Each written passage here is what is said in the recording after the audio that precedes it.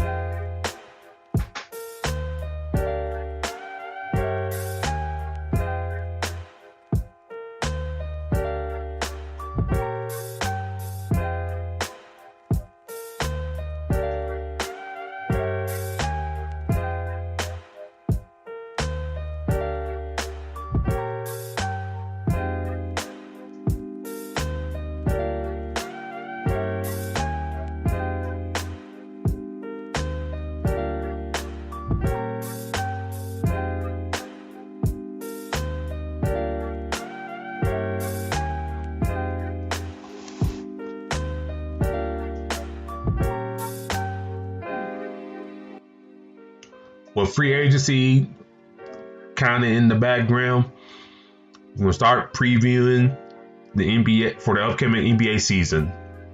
With the NBA season around the corner, we're going to start tackling each division one by one up until tip-off on December 22nd. And you're welcome to join us tonight.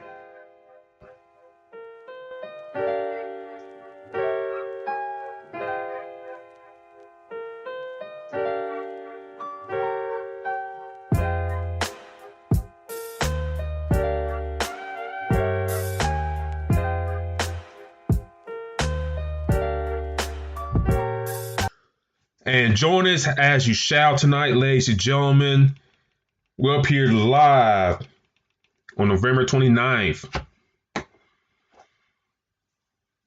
Nate Robinson was the laughing stock of the world, being knocked out by Jake Paul of YouTube fame.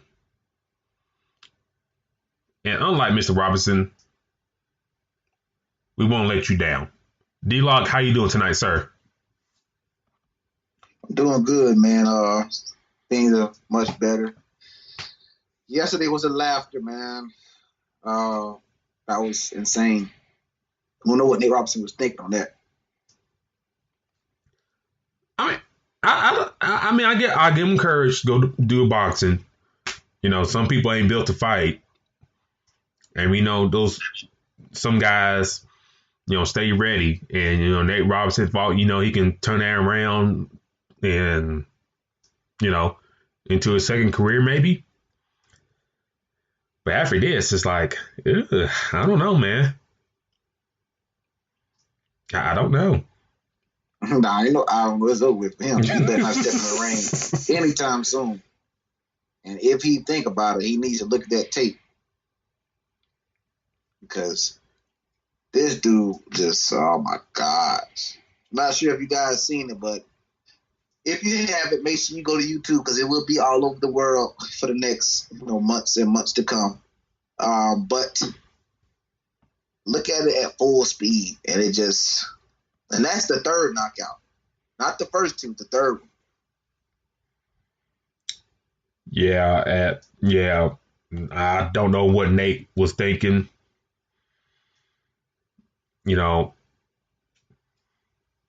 Jake Paul,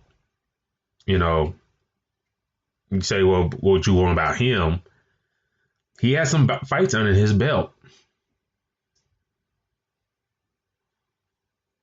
And give him credit. He looked good. He take care of his body. He's way taller than Nate.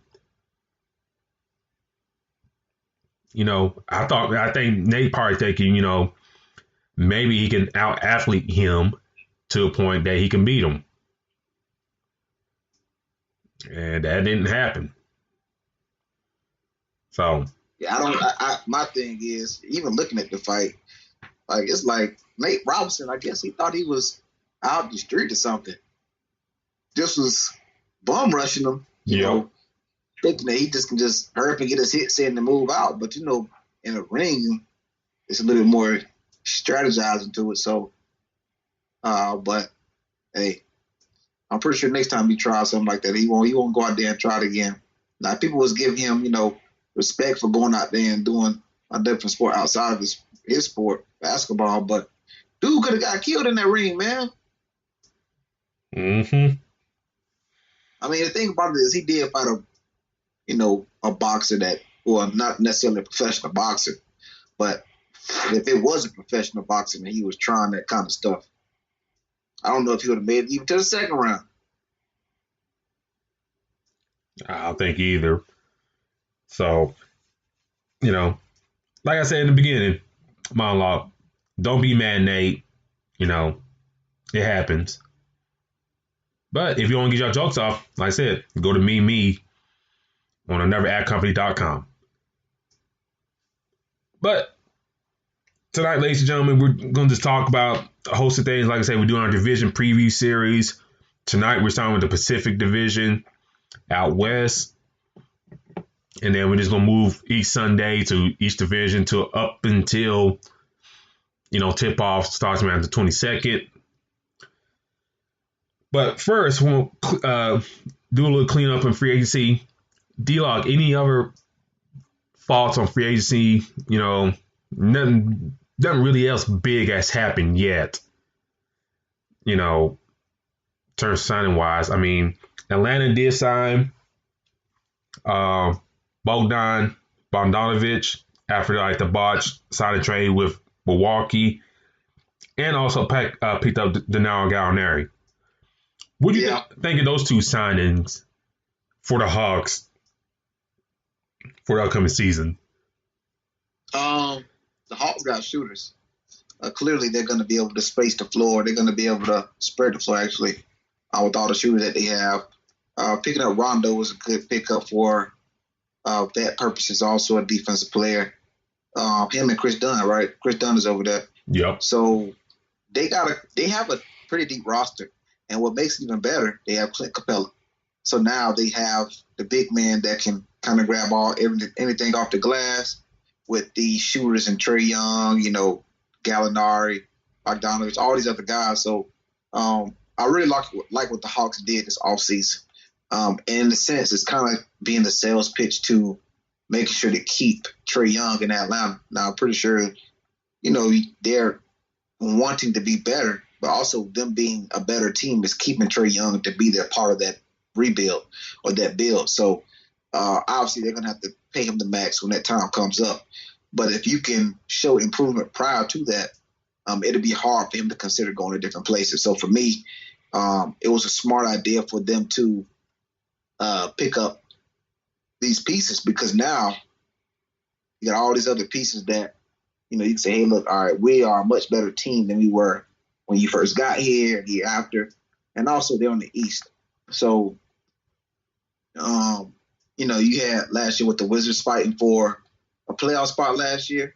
They're nowhere near as good as this team that I believe that the Hawks have put together right now. Now, obviously, chemistry has to build, and we'll see it.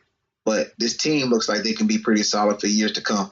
So, for me, I really like what the Hawks have done. And they somewhat have made some drastic improvement that kind of can put them ahead of other teams. Yeah, I like what the Hawks are doing. I think they really space out the floor, and you brought up King Capella. Depending on how healthy he is, because we didn't see him after he got traded to Atlanta. I think that team could really flush out really well. My question: what happens with John Collins? Ooh, I forgot about him for a minute. Ooh, and he ain't the world's best spacer either. I mean, he can shoot a little bit, but I mean, you would rather have him in Capella's role in that small 5-man. So yeah, I don't know what you do there in that 4 spot. And then your depth behind those other guys. Kevin Herter, he can shoot the ball. DeAndre Hunter, Cam Reddish in the fold. Like you mentioned, Chris Dunn, Rondo.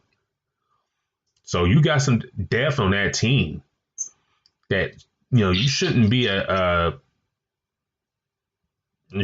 bottom of the East this upcoming year.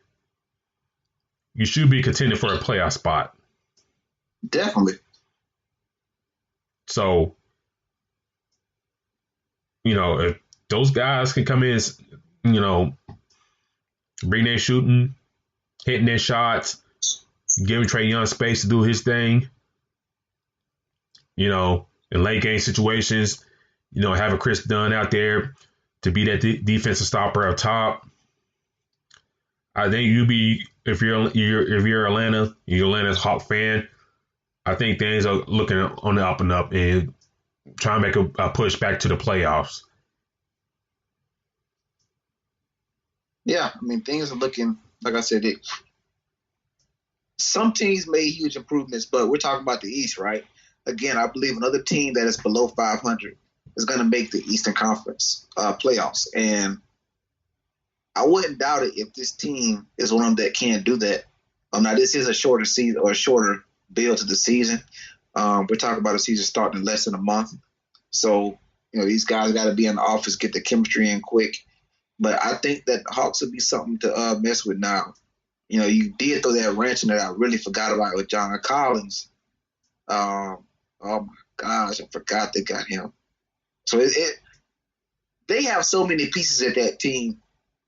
They have different lineups that they can go with. So now that you have all these pieces, there's going to be one person under this organization or this franchise is going to be under pressure, and that's the coach. Because things are starting to get put together nicely. So now you got to make sure the coach does his job, and we'll see what happens. Yeah, I definitely agree. So we'll see, what happens in Atlanta. I think, like I said, we're both in agreement that they should be well improved, and that offense should be more spaced out. And Trae Young, who knows, he might lead the league in scoring. If not, his assist average it has to be up there than it was from last year. But moving along, we're going to start our division preview series, ladies and gentlemen. Starting off with the Pacific Division,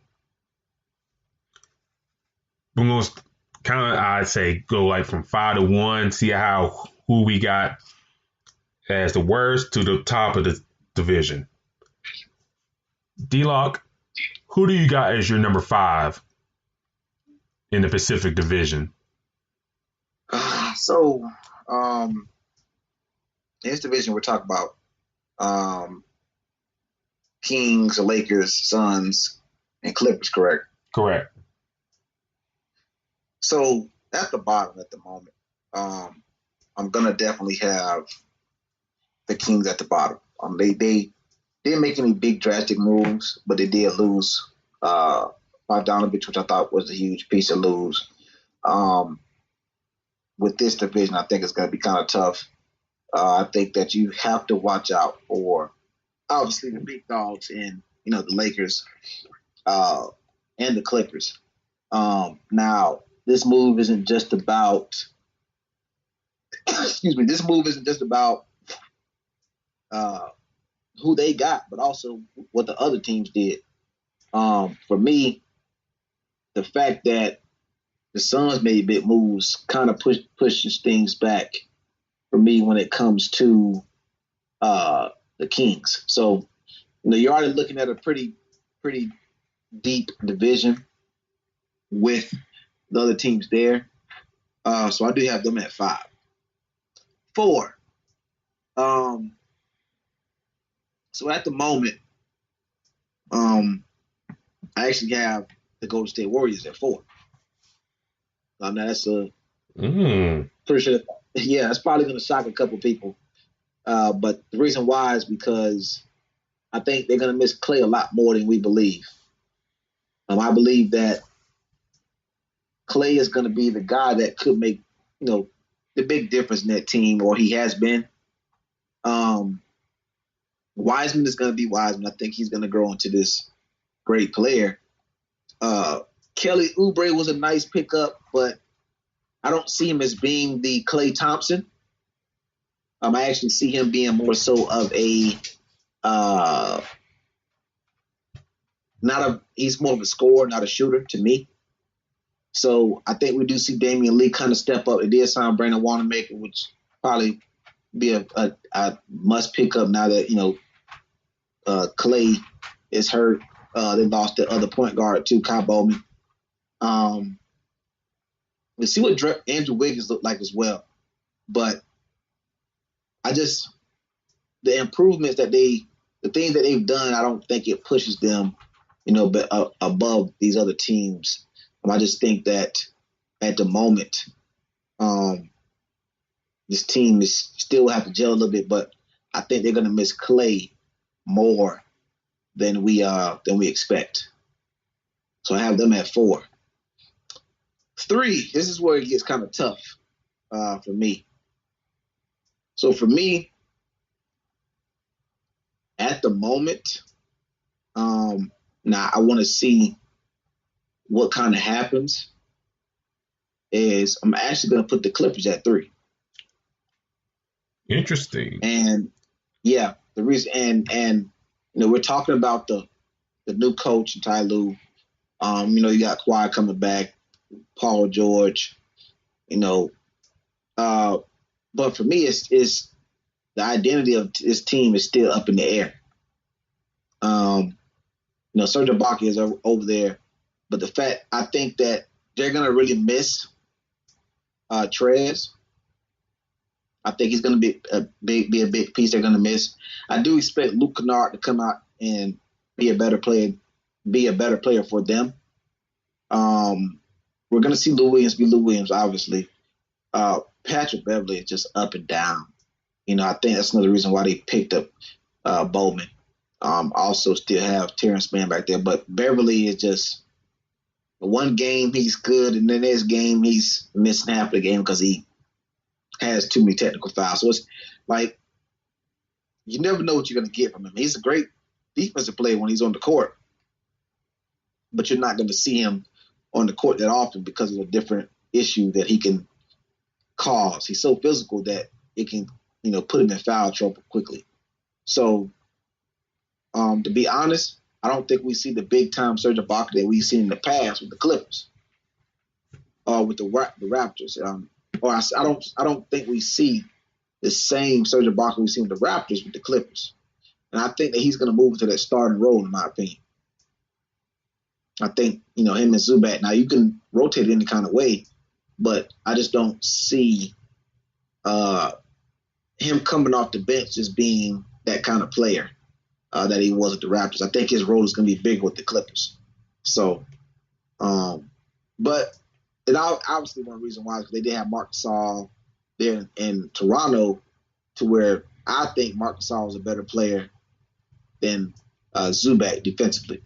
So, for me, I think we may not see the same Serge Ibaka that we've seen in the past, and I think it'll show. Now, for number 2, second team in the Pacific, I got to go with the Suns. Chris Paul is he's too smart of a player. That's how big that trade was. The fact that they picked him up, they got Jay Crowder as well, got the defensive help. We got Jalen Smith. You're pretty deep at the forward position. So you got you some pretty solid pieces. My thing is just the gel that they have to have. Once they get the gel, and I think Devin Booker and Chris Paul are going to work together well. Mikal Bridges is going to be who he is. I think that's one of the reasons why they were okay with trading Kelly Oubre and also Cameron Johnson. So they're somewhere pretty deep to me. I like this roster better than the Clippers roster. I think Chris Paul and Devin Booker is a guard duo that will give many teams problems, and it can cause hell for many. I think the Clippers will struggle to stay with them throughout this season coming up. And obviously, I got the Lakers. I mean, what they did was some of the moves that they made and have been making is just putting them, I think, light years ahead of all these other teams. I'm going to pick up Dennis Schroeder was a hell of a pick with Wesley Matthews. You're basically in a similar Danny Green for cheaper price, and also probably could be as good on defense. So those two pieces, and also picking up Marc Gasol is just a great pickup, just for that lineup, defensive wise. Then, clearly the Trez. You're going to see a Lakers team that give LeBron a lot of breaks. I don't think. I think they're going to be able to maintain a lead without LeBron longer with this lineup that they're coming up with. So I really like that. They were able to keep KCP, Kuzma as well, but I think there's still a possibility, maybe in the future he gets moved. But I like what they have. I mean, it's just, somewhat a better roster than last year's roster. Like I said, you have Wesley Matthews, very similar to Danny Green. Right now, my eyes between Rondo and Dennis Schroeder, probably would want to, stick with Schroeder because, Rondo is that I'll show up during playoff time type of player right now. So, you can't go wrong with either one, but getting Schroeder was a solid, very, very solid piece. Also believe, was in the running for the sixth man of the year. So now you pick up him, and then you got Montrezl Harrell. Like, your second unit is going to be scary. So, to me, things are going to look very, very promising for them moving forward. But that's it. That's basically my top, from one to five or 5 to 1. Starting off at the bottom with the Kings, 4 the Warriors, Clippers third, Suns second, and the Lakers topping it off. I think for me, I agree with you. Number 5, the Kings. I think for them to succeed this upcoming season, you got to get something out of Marvin Bagley. I know he's being hurt and stuff like that, but you got to see something out of him this year, because the guys that were drafted after him, and Luka Doncic, Trae Young, for example, is making that pick worse and worse by the days that go by. And, they added, Hassan Whiteside and Frank Kaminsky. But, and Alex Len as well. But I just look at them, you kind of got a log jam in the front court. Your back court, you signed De'Aaron Fox to the Supermax. And we talked about earlier, you lost Bogdanovich. Buddy Hield, ain't too happy with Luke Walton. But maybe with Bogdanovich gone out the way, maybe, he can get back to that starting lineup and start producing. And then, Richaun Holmes, he's a very solid hand as well. But if you're not getting something out of Bagley this year to justify that number 2 pick, then, Sacramento's going to be in trouble. and Luke Walton may not survive. Who knows? But on a side note, I always thought Luke Walton's more suited for college basketball, in my opinion. Do you think that?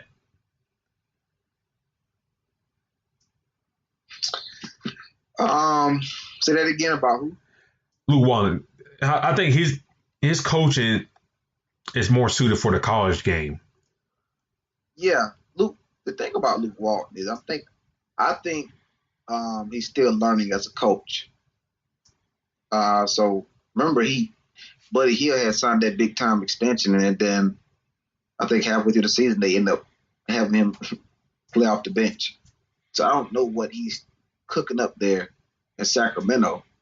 They just signed De'Aaron Fox to that big long term deal, so you have a piece there. But even in the other, even in LA, it's kind of like he's taking that. Oh, we're gonna have that Golden State Warrior type mentality, and you lost one of your shooters in Mike Donovich. So I think he right now is at the point of his career where he's still learning how to coach. Yeah. Hopefully, with this roster, he can figure it out and turn it around.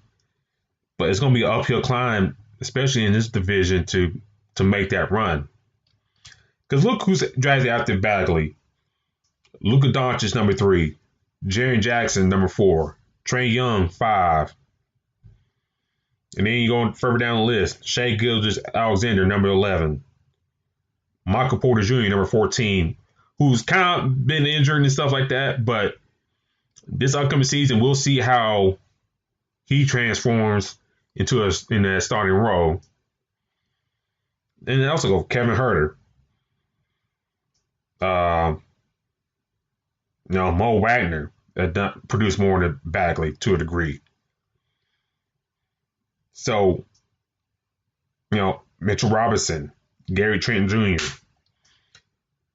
So, I think if Sacramento's going to have any success, Bagley's got to show up and play. If not, you're kind of, stuck in a hole, once again, down in the cellar of the Western Conference. My number 4. This is where things get kind of tricky. You got to go and say you're number 4. I got Phoenix there. Ooh. My thought process is, okay, I think Paul and Booker will work well for this season. My thing with CP3, he's getting up there in age, and I think he can probably muster up one more great year. Now, being in Phoenix with that training staff there, who knows? We see what they did with Steve Nash and others, and maybe this could be a great thing. But, we gave up, Kelly Oubre, to Oklahoma City, then eventually got traded to the Warriors. We signed Dario Saric, which was a good signing. You brought in Jay Crowder to give you that 3-and-D and that tough defense. You brought back Cameron Payne for your backup role. Jalen Smith, you mentioned, which, you're not in a rush for him to play for you right now. And, you lose some backup, though, in Baines and Frank Kaminsky. Mm-hmm. So, you still got Bridges as well. So, you hope your starting 5 is clicking on cylinders, with DeAndre Ayton at the center, Saric at the 4, Bridges at the 3, Booker and Paul at the backcourt. But if that depth ain't clicking and you got to play Chris Paul max minutes, It may not be a good thing. Now Booker can't continue his play from the bubble. Then I probably can see them leapfrog the Warriors and potentially the Clippers. But I got them pegged making the playoffs, but it's gonna be one of the lower seats. So that's why I got them at number 4. Because I think some other teams in the Western Conference are just a little bit stronger than them. Oh, so you still got them making the playoffs? Yeah. I got 4 teams making the playoffs out of this division. Yeah, it's pretty deep. My number 3, Golden State.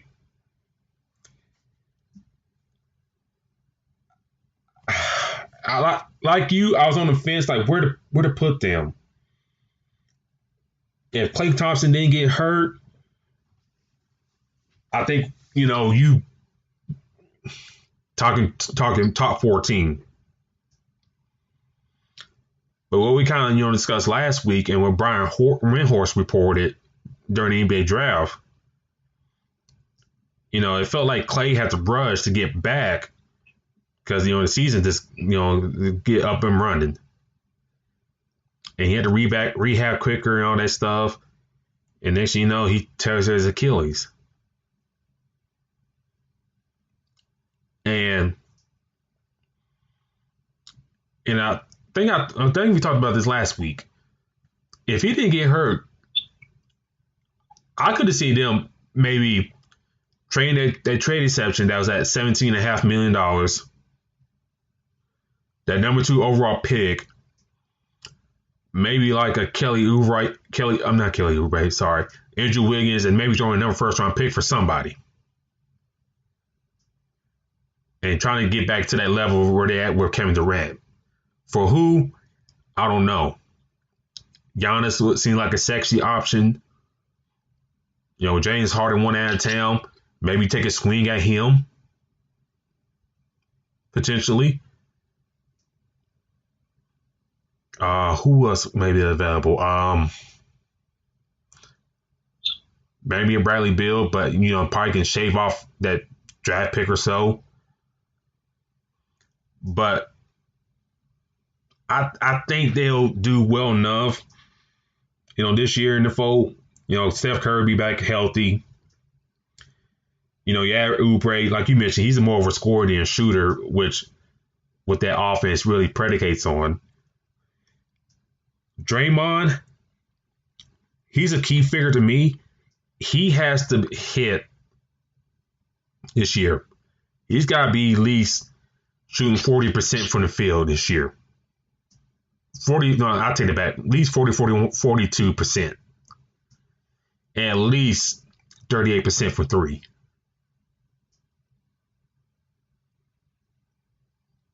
If you get that production from him, and then if Andrew Wiggins plays very well and shoot very efficiently, I think you looking at a team that's between 4 and 6 in the Western Conference. And you bring James Wiseman slowly. I think, into the fold, I think you'd be okay. The backup guys, Damian Lee, Jordan Poole, Eric Pascal. If those guys come in and play well, I think you're looking pretty good. Marquise Chris, if he was so much of a hothead and foul so much, I think he could be a lot more productive. I like Pascal. Yeah, I like Pascal. I really like him. Yeah, I like him a lot too. And if he plays well enough, because he's a little bit better shooting than Draymond Green. If he can play very well and be half-ass defense on defense this year, I could see potentially Golden State maybe find a way to get rid of Draymond, and you got your replacement right there with him. Yeah, that's true. It'd be hard to do that, but I think that I see that to be true. And then you brought in Kent Bazemore as well, who really ain't done much in the past couple years. So, we'll see what he brings to the table. So I got them number 3. You know, I think they can. I think they still come out for revenge and stuff like that. But I got them number 3. Number 2, the Clippers. I still think Kawhi is still one of the best players in the league. And, wherever's going on with them, hopefully they'll figure it out with Ty Lue and staff. And also, you got like Chauncey Billups in the fold. So you got a good staff there that can probably, help figure this ship out and get things where it should be, attitude-wise. Paul George, I think, hopefully being out the bubble, being out in the free world, quote unquote, and going back fishing and stuff like that. Hopefully he get his mind right and, get things rolling. I still don't like the Marcus Morris deal. I listened to Bill Simmons the other day. He made a great point. Like I mentioned last week, he almost damn crashed when he saw that deal. I don't know what they was thinking when they offered that man all them money. And then his brother took a minimum to stay with the Lakers. I know, right? Like, it's like that'll make you think that one team is playing checkers and the other one is playing chess. That's very true. And you think with the people that have in the front office in the Clippers, Jerry West, Lawrence Frank, you would think they wouldn't do that. Yeah. I don't know. Maybe one of the brothers, sacrifice, hey, I'll take this minimum deal. You try and get a big deal. Because, they share the same bank account and stuff like that. I don't know if you knew that or not, but yeah, those two share everything. But I'm getting off subject a little bit. But anyways, back to the Clippers. Brought in Luke Kennard. I'm kind of interested to see what he does and brings to the table with this team. My concern with the Clippers, and you brought it up, is point guard. Pat Beverly, he's kind of like this generation's Eric Snow, in a sense. What I mean by that, Eric Snow, he can handle the ball and stuff like that and bring it up, but he was like more like a 2 guard in a sense, or a defensive 2 guard. Didn't ask him to score much, all that good stuff. He hit his open shots. Pat Bev, he's in that same type of role. And, there are stories that came out that Kawhi didn't really like handling the ball that much. They use him like a point forward, and he likes playing off the ball. And seeing what you got on his roster, Pat Beverly ain't the point guard that can create to get you something.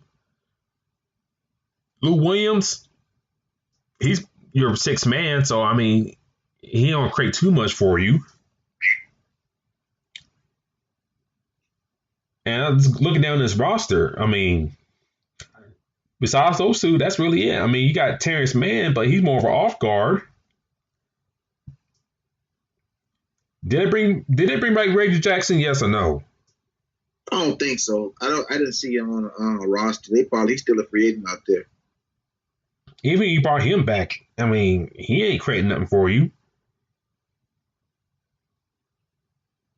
But it's just like,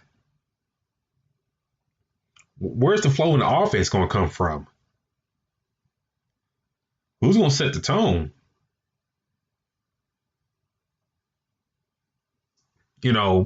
At the top. So, but I got them number 2 because, their talent, the George and Leonard, should keep them in the top of the hunt. And shout out to Terry Rodriguez in the chat. Terry D-Lock, he has his Pacific Division ratings Kings at 5, Suns at 4, Warriors 3, Clippers 2, Lakers 1. And also, Serge Ibaka, I forgot to bring him up.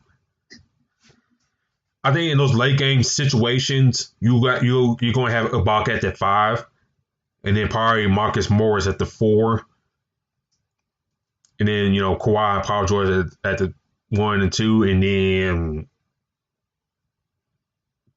Beverly at the 1 or Lou Williams.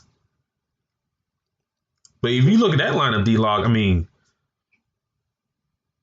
where's the flow coming from? Where's the pass? Where's the point guard that lead? And Kawhi Leonard talk about, him not want to play point forward that much. With that lineup right there, you handling the rock right there. You creating your own shot and getting your own opportunity.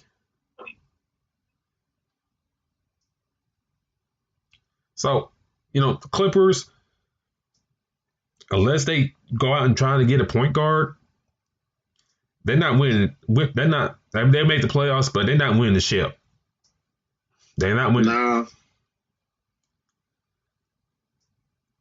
And I'll get to know.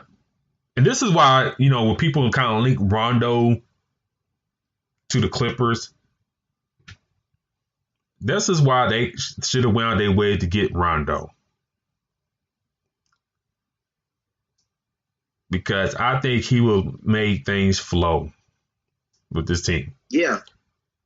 I mean, Rondo he's a vet, so that's what you would bring him in. Everything would he can call out plays and everything. And I think he would get the ball where it needs to be with George and Leonard. And then after that, Ibaka, Morris, and then hit Zubac down low to get his easy buckets.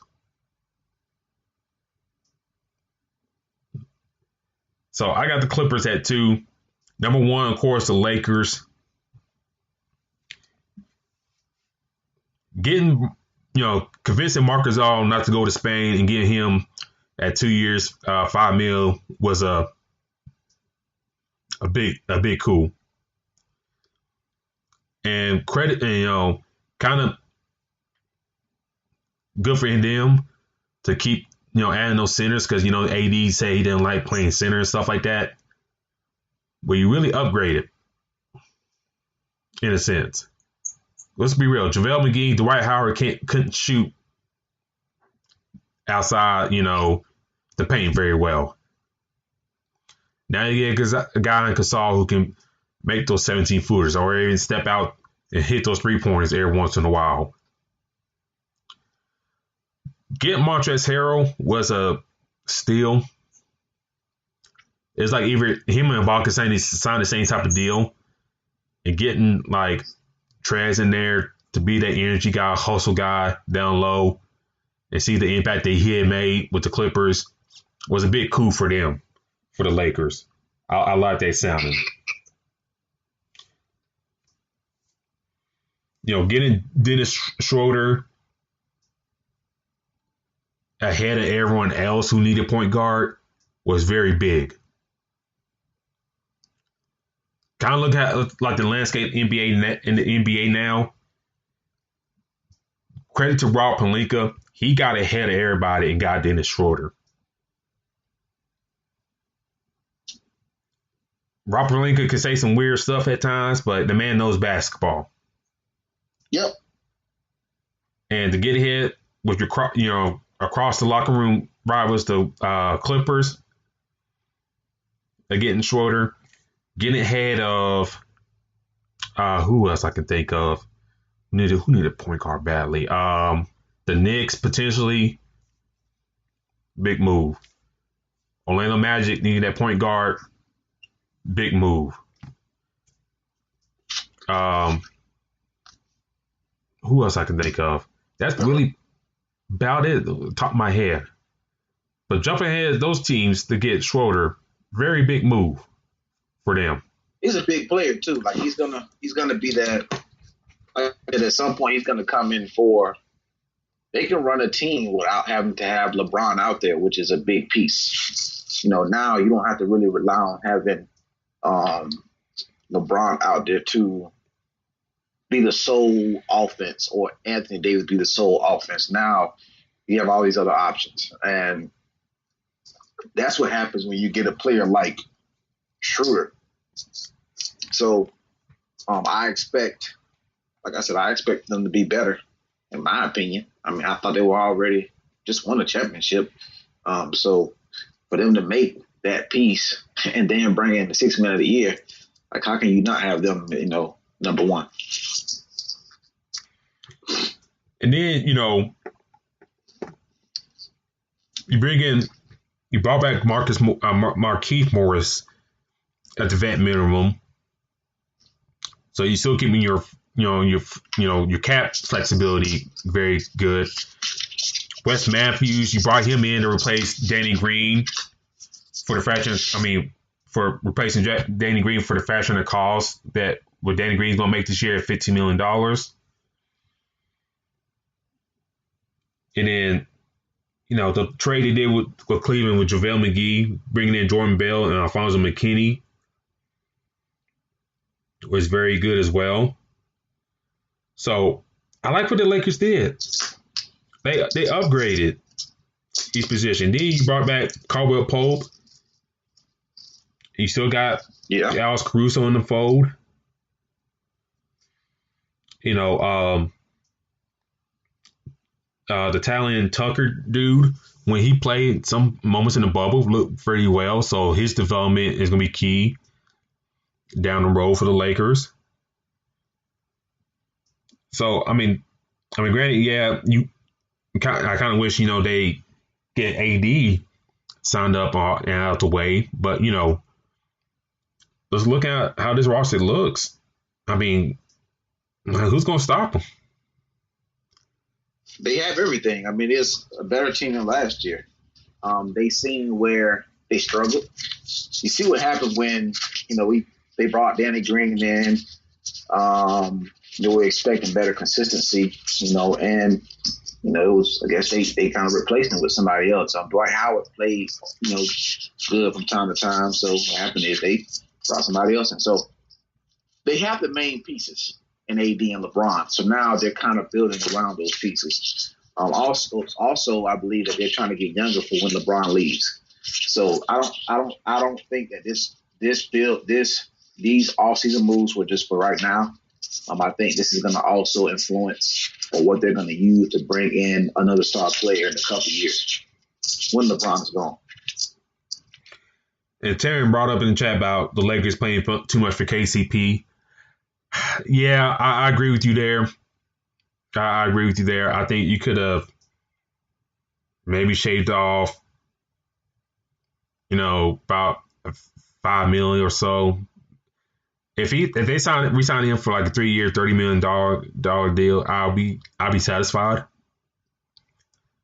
But with him being the clutch client, all that stuff, with Rich Paul and LeBron and crew, he's gonna get it. He was gonna get his chips. So I agree with you.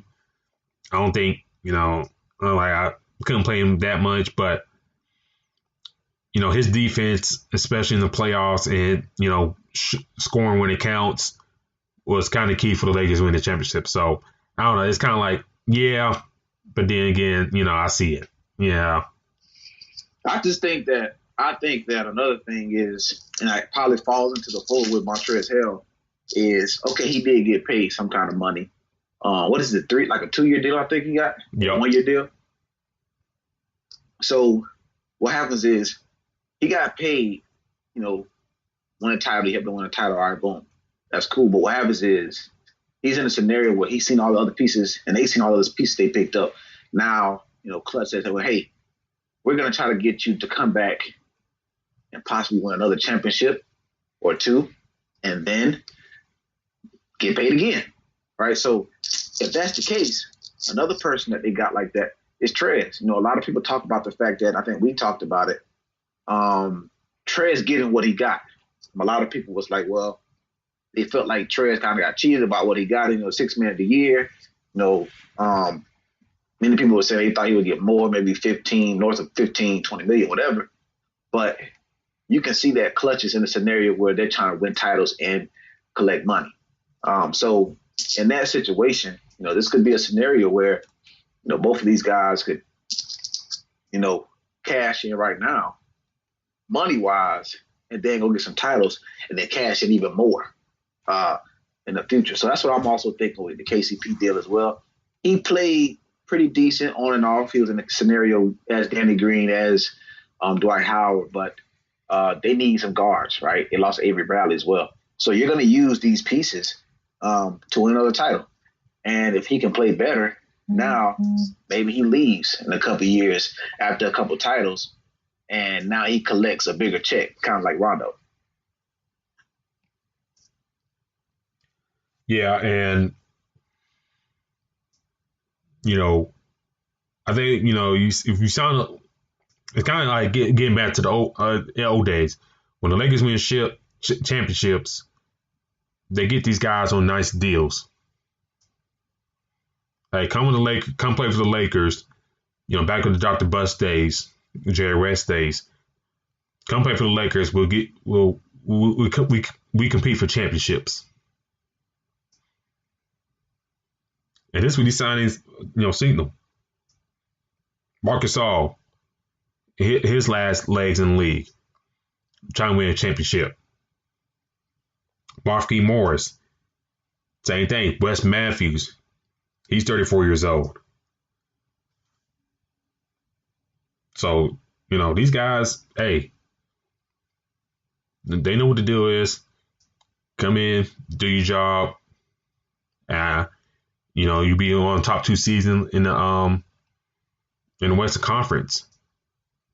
And we're not talking about what we, what we think is a good payday, making, maybe 30 to 60 grand, a year. These guys are making like 4 or 5 million at the bottom, at the least. So, and that's bad. Like I said, they're talking about Trey's not getting paid a lot. Boldy just got 9 per year, 9.5. Yeah. So you're looking at a scenario where to everybody else, that's not a lot of money, but to them, even though they say, okay, well, dang, I could get 15 to 20, but dude, we're talking about $9 million. So that, and on top of that is you're doing what you love, you're making money, and you're winning titles. So all that goes together.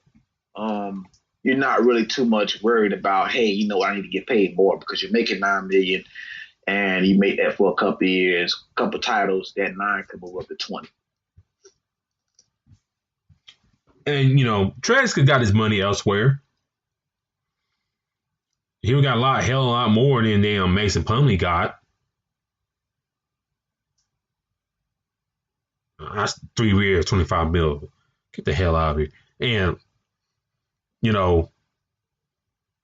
of course, Travis got his money elsewhere. But, the man recognized game, and he want to win his ship. And he, in his own words, the Clippers didn't really want him back. That's kind of what at the man's own words. They didn't really want me back. The other side did. And I think, come time day matchups and stuff like that, I think he's going to make them pay. He may do circles around Zubac. And oh, yeah, easily. Definitely going to make him look like it's easy. And I think that's why the Lakers going to, win this division again this year and be top of the Western Conference. I really believe that. So that's my 5 for 1. Kings number 5, Suns number 4, Warriors 3, Clippers 2, Lakers 1. But like I said, I got 4 on up making the playoffs in that division. So okay, yeah, that sounds about. I kind of agree with you. 4 is I think we should keep count of how many we say make the playoffs in each division because that's already 4. You got 8 spots left or 4 spots left. So we're gonna definitely see how it plays out. But this division just got a hell of a lot harder.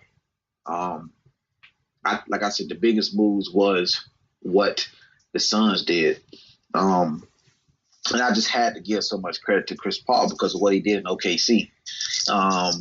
Him and Billy Donovan made some changes that just they made things happen that we just were kind of shocked by, right?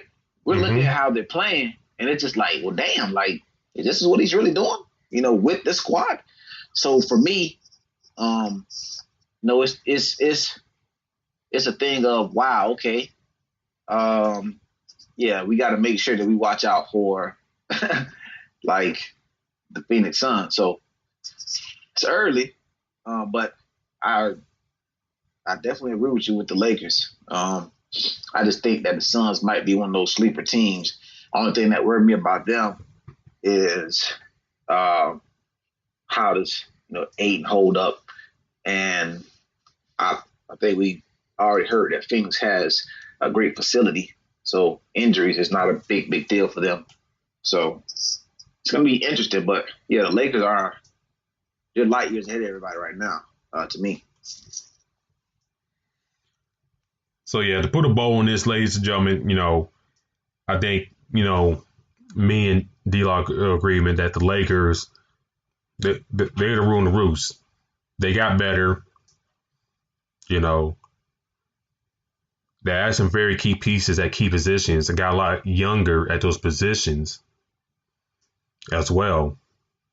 Granted, yes, those guys in the prime of their careers, but, a lot younger than some of the counterparts that are gone, like a Rondo, Dwight Howard, JaVale McGee, Danny Green. But, you brought in Wes Matthews, he's about 34 years old, and Marcus All 35, but Trez, mid-20s. Schroeder, about 26, 27. Then, add guys like Alfonso McKinney and Jordan Bell as well. Guys still in their 20s. So, I said the Lakers are going to rule the roost. And we'll see, how the Anthony Davis contract looks and see what they do, come free agency 2021 with a bigger free agency class. But before we head out, ladies and gentlemen, D-Lock, did you check any college basketball over the weekend? A little bit. So many games, some of them were canceled. I think a lot of Gator games were canceled. So it's kind of like some of the games that you were expecting to see, some of that you wanted, they were postponing some of them. I did see a couple upsets, however. So got to tune into a little bit more. I definitely seen the South Carolina women's team. It's like they're not taking any jokes with anybody. So, but yeah, I mean, there was a lot of different games. They had a couple games going today as well. I kind of was actually flying back from Georgia today. So that, and then a couple of watching a couple football games. But I know Texas Tech struggled today. They took an L today to Houston. I believe it was another upset today. Was it Virginia? Did Virginia beat somebody? Virginia lost Saturday to God dog. Who won Saturday? Was it Saturday?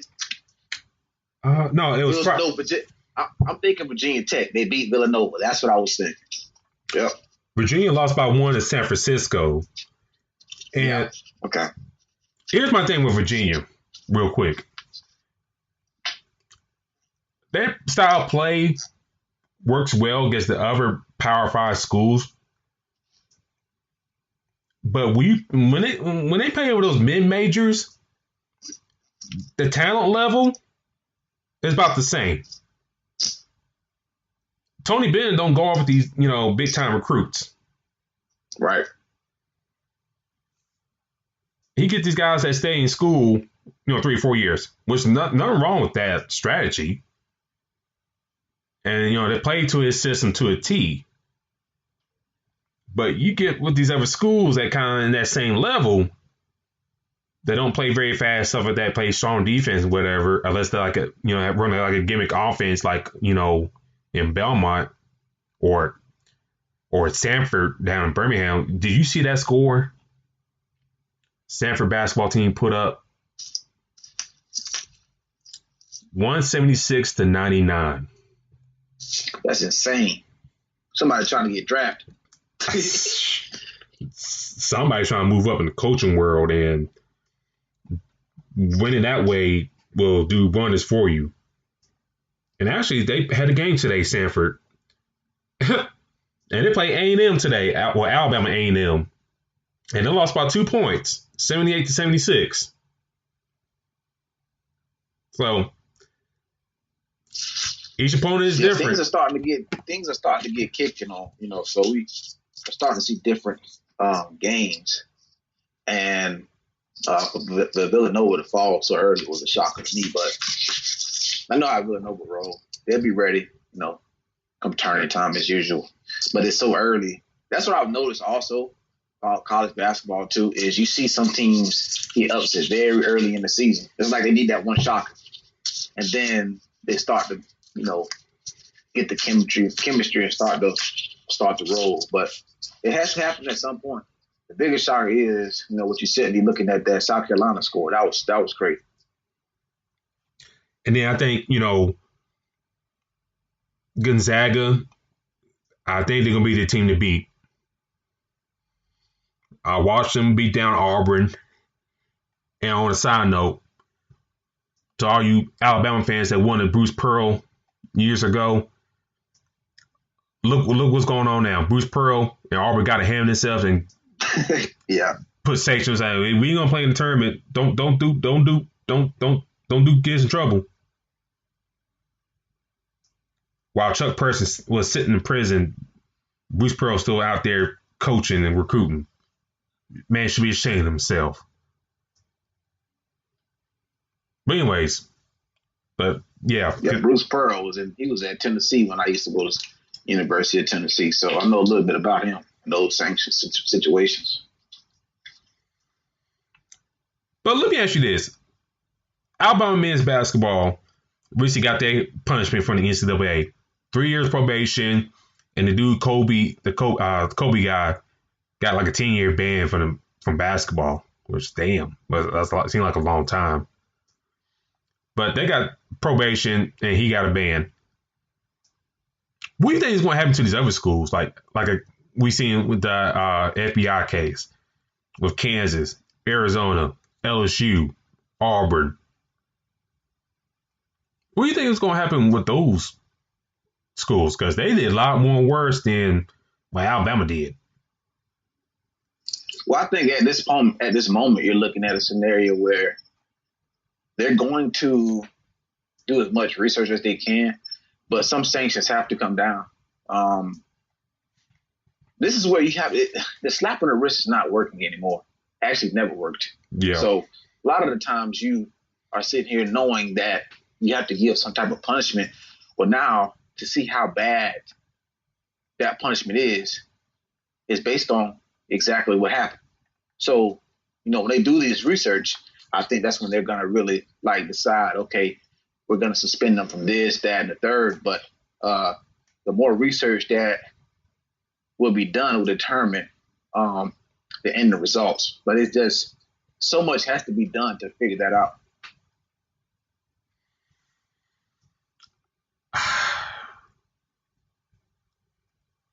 Will Wade, I'll start with LSU. Will Wade, he was on tape saying how much money he's gonna drop and stuff like that. That's crazy, and that's crazy. That's enough. That's enough. That's enough proof to decide, what kind of sanctions is going to be dropped. But sometimes they don't want to. It just goes back to the Mustangs back in the day with Eric Dickerson. They punished them so bad that they destroyed that team. Oh yeah, they still willing. all these years later, I mean, they still really haven't recovered football wise. Yeah, you're the sanction that can be put on these franchises or these colleges, universities, it can be so bad to where you cannot recover. You can, but it's going to take forever. Dude, how long has Eric Dickerson been retired? Ooh, damn, what team? Yeah. So you're in a scenario where if you give a sanction, it can be so bad that you can completely destroy a university. So that's where they're trying to key in on some of the decisions. Some things are bad, but not too harsh that they actually destroy, a university, but not too light to just give a slap on the wrist. And I think that's where things kind of start to get key in on to me. Yeah, Will Wade LSU. God, him being on tape and stuff like that. I don't know. And him and Ed Ogeron, those two guys, I don't know what's going to be their future.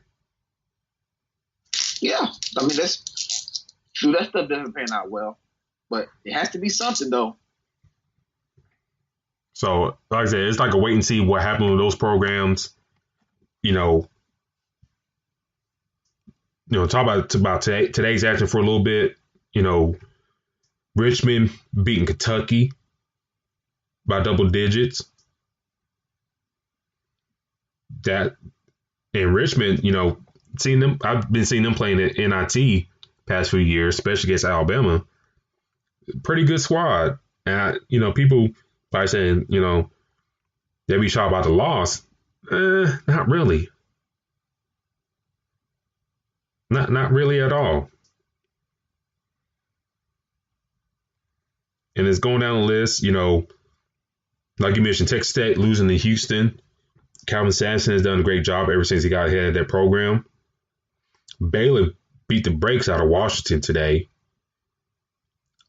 So, Baylor, you're number one, number two, and Gonzaga and Baylor are looking really good starting off early in the season. Creighton, beat North Dakota. Then going back to Saturday, like I said, Baylor put 112 on Louisiana. And then, like you mentioned, Virginia Tech beating Villanova. So it's going to be a lot of, like we've been seeing the past few years in college basketball, a lot of parity, from like maybe number one to like what, number 70. If you really look at it,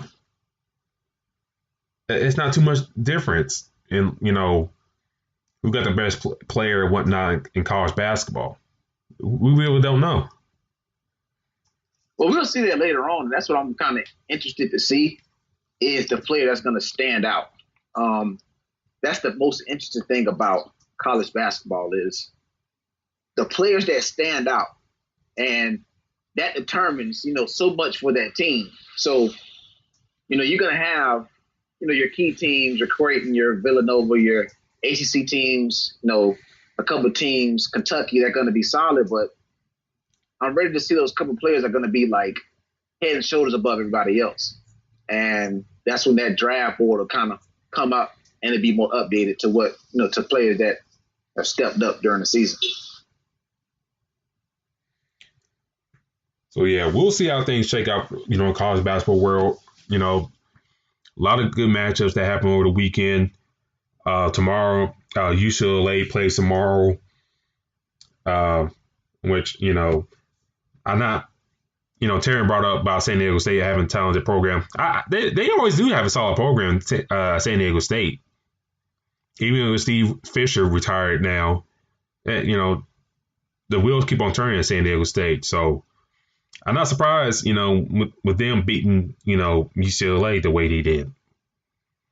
And I wasn't a fan of the hire at UCLA either with, God, what's his name? Oh, God, what's that dude's name from Cincinnati? Oh, man, what's that coach's name? I know you're talking about. I can't think of his name.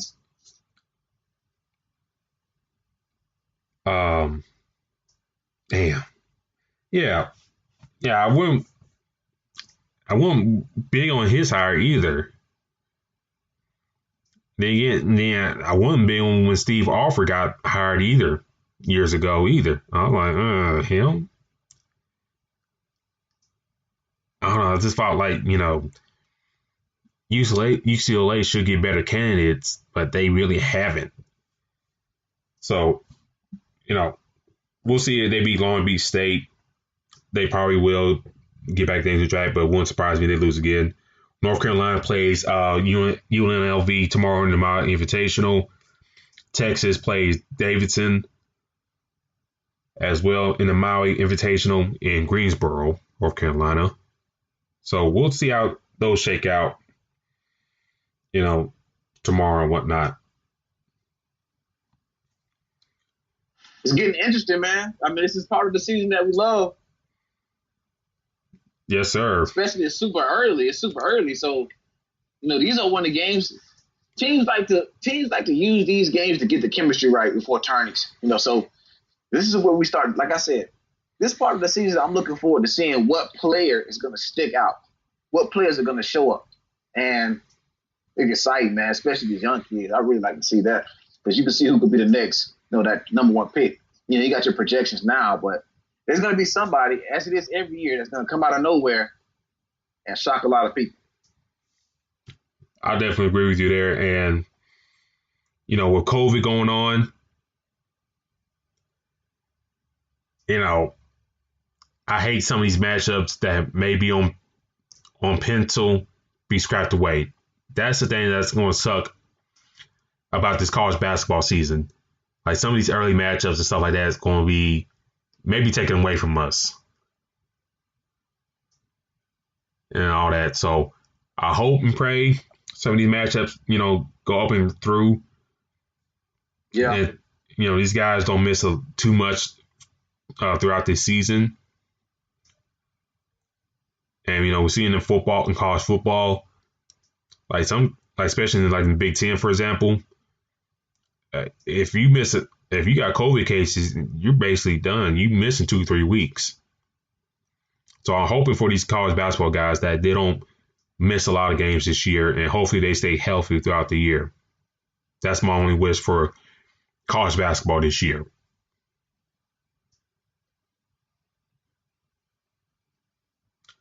But this has been our show, ladies and gentlemen. Thank you for tuning in with us tonight. We will continue our division preview series next week. We'll be talking about the Northwest Division. So Portland, OKC, Minnesota, Utah, Denver.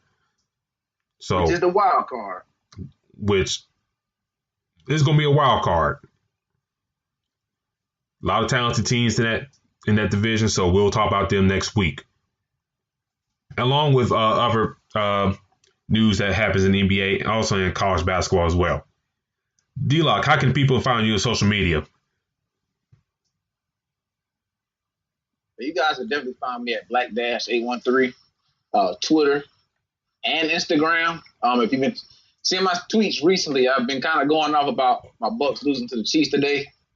Kind of had me kind of livid earlier, but I definitely will be there tweeting away, highlighting a lot of different NBA news, also talking about the Orlando Magic as well, even though we haven't made big moves. Let them know where they can find you at, man.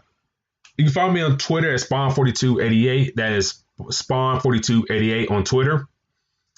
Also, I do another podcast on the side named The Crooks Process. You can follow me on Instagram and Facebook for that. You'll see the CP logo on there, so give me a like and follow on there on either of those platforms. And also, please do follow us on Twitter at Fast Break ISER. That is Fast Break ISER. You'll see our names in the profile picture. But thank you for tuning in on Fast Break here on IE Sports Radio. Your direct feed for that sports. And we'll talk to y'all next Sunday. We out. Peace.